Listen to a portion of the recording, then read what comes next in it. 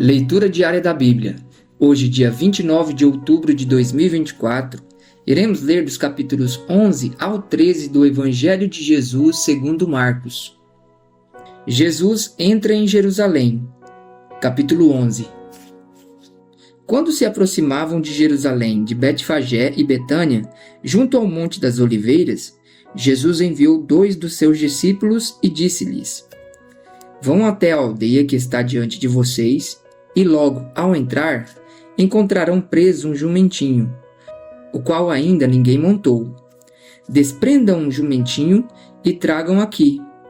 Se alguém perguntar: Por que estão fazendo isso? Respondam: O Senhor precisa dele e logo mandará de volta para cá. Então foram e acharam o jumentinho preso, junto ao portão do lado de fora, na rua, e o desprenderam.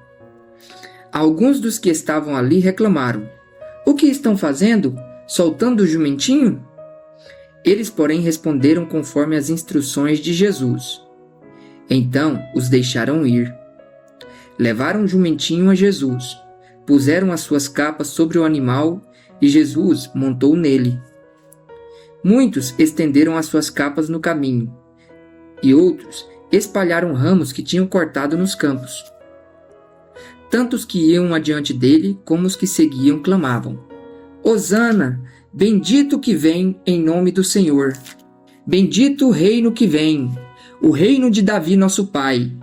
Hosana nas maiores alturas. E Jesus entrou em Jerusalém, no templo, e tendo observado tudo, como já era tarde, saiu para Betânia com os 12. A figueira sem fruto. No dia seguinte, quando saíram de Betânia, Jesus teve fome. E vendo de longe uma figueira com folhas, foi ver se nela acharia alguma coisa. Aproximando-se dela, nada achou a não ser folhas, porque não era tempo de figos. Então Jesus disse à figueira: Nunca mais alguém coma dos seus frutos. E os discípulos de Jesus ouviram isso.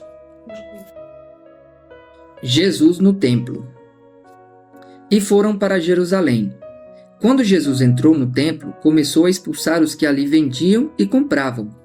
Derrubou as mesas dos cambistas e as cadeiras dos que vendiam pombas, e não permitia que alguém atravessasse o templo carregando algum objeto. Também os ensinava e dizia: Não é isso que está escrito? A minha casa será chamada casa de oração para todas as nações? Mas vocês fizeram dela um covil de salteadores. E os principais sacerdotes e escribas ouviram isso e procuravam a maneira de matar Jesus, pois o temiam, porque toda a multidão se maravilhava de sua doutrina. E vindo à tarde, Jesus e os discípulos saíram da cidade.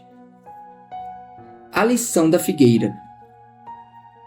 E passando eles pela manhã, viram que a figueira estava seca desde a raiz. Então Pedro, lembrando-se, falou: Mestre, eis que a figueira que o Senhor amaldiçoou ficou seca. Ao que Jesus lhes disse: Tenham fé em Deus, porque em verdade lhes digo que se alguém disser a este monte: Levante-se e jogue-se no mar, e não duvidar no seu coração, mas crer que se fará o que diz, assim será com ele. Por isso digo a vocês que tudo o que pedirem em oração, creiam que já o receberam, e assim será com vocês. E quando estiverem orando, se tiverem alguma coisa contra alguém, perdoem, para que o Pai de vocês que está nos céus perdoe as ofensas de vocês. Mas, se vocês não perdoarem, também o Pai de vocês que está nos céus não perdoará as ofensas de vocês. A autoridade de Jesus. Então regressaram para Jerusalém. E quando Jesus andava pelo templo, os principais sacerdotes, os escribas e os anciãos vieram ao seu encontro e lhe perguntaram: Com que autoridade você faz estas coisas? Ou quem lhe deu esta autoridade para fazer isto? Jesus respondeu: Eu vou fazer uma pergunta a vocês. Respondam, e eu lhes direi com que autoridade faço estas coisas. O batismo de João era do céu ou dos homens? Respondam. E eles discutiam entre si. Se dissermos do céu, ele dirá: Então por que não acreditaram nele? Se porém dissermos dos homens, é de temer o povo, porque todos pensavam que João era realmente um profeta. Então responderam a Jesus: Não sabemos. E Jesus, por sua vez, lhes disse: Então eu também não lhes digo com que autoridade faço estas coisas. A parábola dos lavradores maus. Capítulo 12. Depois Jesus começou a falar-lhes por parábola. Um homem plantou uma vinha, pôs uma cerca em volta dela, construiu um lagar, edificou uma torre e arrendou a vinha a uns lavradores. Depois ausentou-se do país. No tempo da colheita, mandou um servo para que recebesse dos lavradores a sua parte dos frutos da vinha. Mas os lavradores o agarraram, espancaram e o despacharam de mãos vazias. De novo, enviou-lhes outro servo, e eles bateram na cabeça dele e o insultaram. Mandou ainda outro servo, e a este mataram. Muitos outros lhes enviou, dos quais espancaram uns e mataram outros. Restava-lhe ainda um, o seu filho amado. Por fim, mandou o filho pensando: O meu filho eles respeitarão. Mas os tais lavradores disseram entre si: Este é o herdeiro. Venham, vamos matá-lo e a herança será nossa. E agarrando o filho, mataram-no e o lançaram fora da vinha. Que fará, pois, o dono da vinha? Virá, exterminará aqueles lavradores e entregará a vinha a outros. Vocês ainda não leram esse trecho da Escritura? A pedra que os construtores rejeitaram, essa veio a ser a pedra angular. Isto procede do Senhor e é maravilhoso aos nossos olhos. E procuravam prender Jesus, porque entenderam que ele havia contado esta parábola contra eles. Mas temiam um povo. Então eles o deixaram e foram embora. A questão do imposto. E enviaram a Jesus alguns dos fariseus e dos herodianos, para que o apanhassem em alguma palavra. Chegando, disseram-lhe: Mestre, sabemos que o Senhor é verdadeiro e não se importa com a opinião dos outros, porque não olha a aparência das pessoas, mas, segundo a verdade, ensina o caminho de Deus. É lícito pagar o imposto a César ou não? Devemos ou não devemos pagar? Mas Jesus, percebendo a hipocrisia deles, respondeu: Por que vocês estão me pondo à prova? Tragam-me um denário para que eu o veja. Eles trouxeram. E Jesus lhes perguntou: De quem é esta figura e esta inscrição? Eles responderam: De César. Então Jesus disse: Deem a César o que é de César, e a Deus o que é de Deus. E muitos se admiraram dele. Os saduceus e a ressurreição.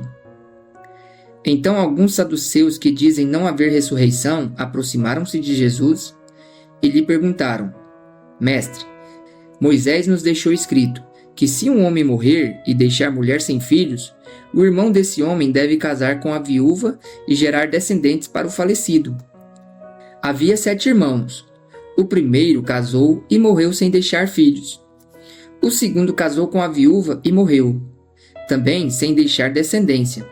E o terceiro da mesma forma. E assim, os 7 não deixaram descendência. Por fim, depois de todos, morreu também a mulher.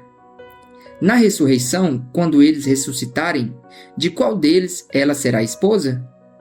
Porque os 7 casaram com ela. Jesus respondeu: Será que o erro de vocês não está no fato de não conhecerem as Escrituras nem o poder de Deus? Pois quando ressuscitarem dentre os mortos, nem casarão, nem se darão em casamento, mas serão como os anjos nos céus. Quanto aos mortos, que eles de fato ressuscitam. Vocês nunca leram no livro de Moisés, no trecho referente à sarça, como Deus lhe falou? Eu sou o Deus de Abraão, o Deus de Isaque e o Deus de Jacó? Ele não é Deus de mortos, e sim de vivos. Vocês estão completamente enganados. O grande mandamento. Chegando um dos escribas que ouviu a discussão entre eles e viu que Jesus tinha dado uma boa resposta, perguntou-lhe: Qual é o principal de todos os mandamentos?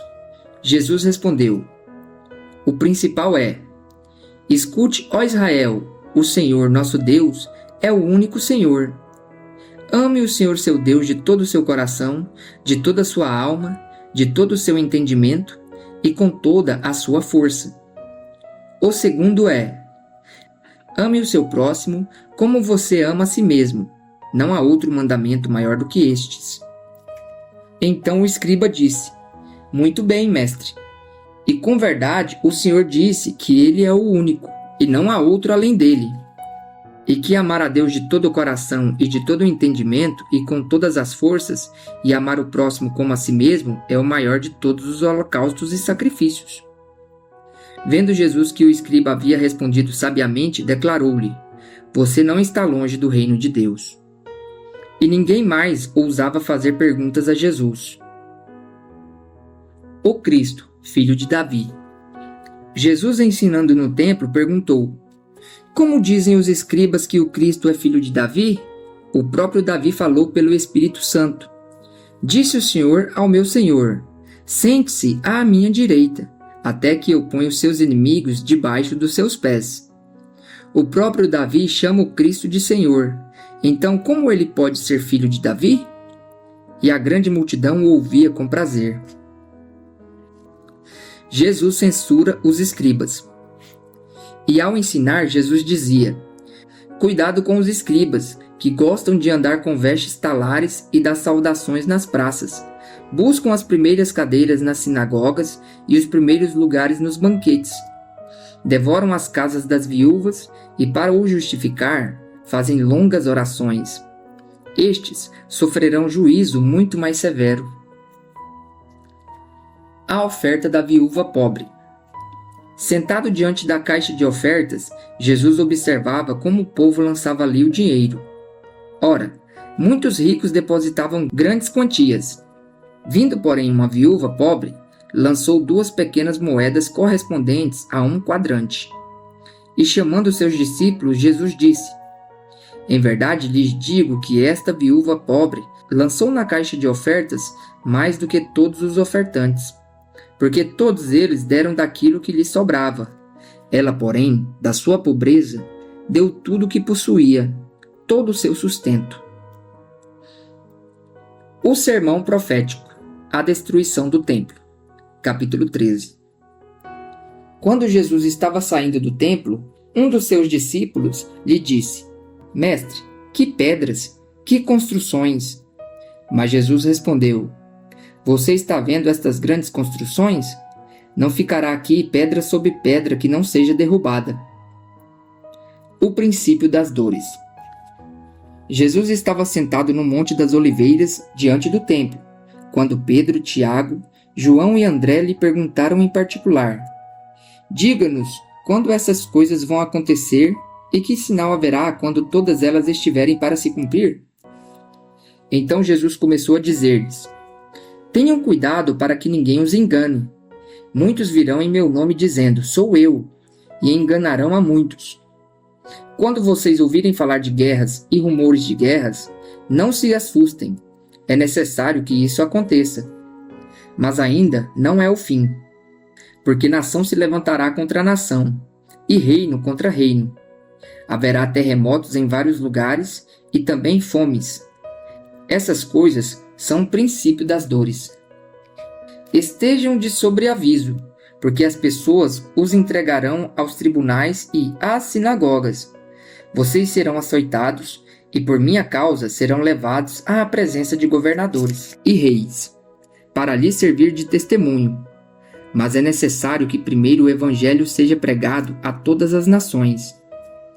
Quando, pois, levarem vocês para os entregar, não se preocupem com o que irão dizer, mas digam o que lhes for concedido naquela hora, porque não são vocês que estão falando, mas o Espírito Santo.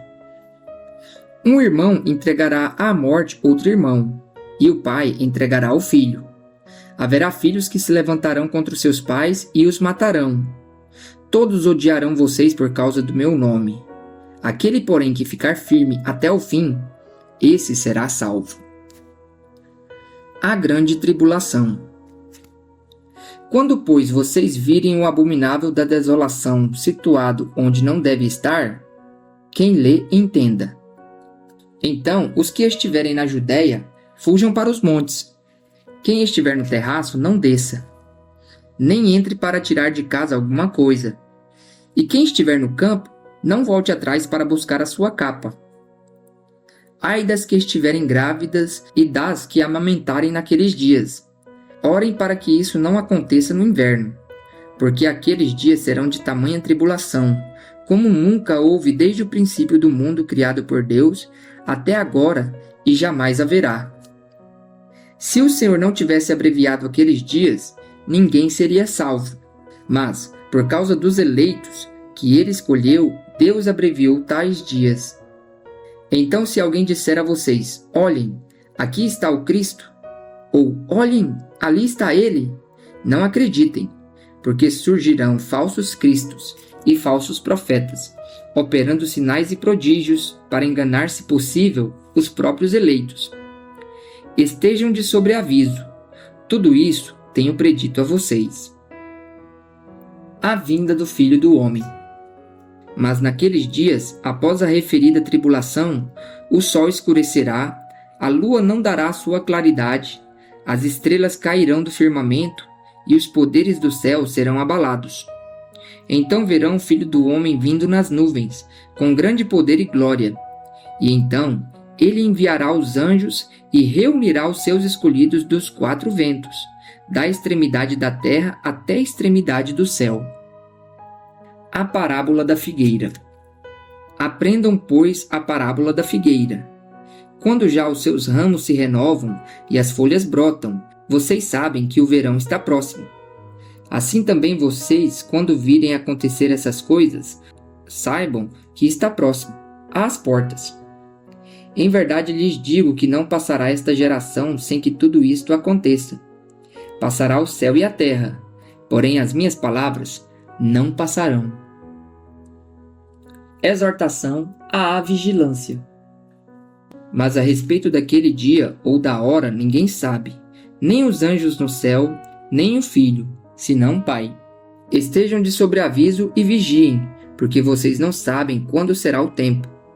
É como um homem que, ausentando-se do país, deixa sua casa, dá autoridade aos seus servos, a cada um a sua obrigação, e ao porteiro ordena que vigie. Portanto, vigiem, porque vocês não sabem quando virá o dono da casa, se à tarde, se à meia-noite, se ao cantar do galo, se pela manhã, para que, vindo ele, inesperadamente, não encontre vocês dormindo. O que, porém, digo a vocês, digo a todos: vigiem.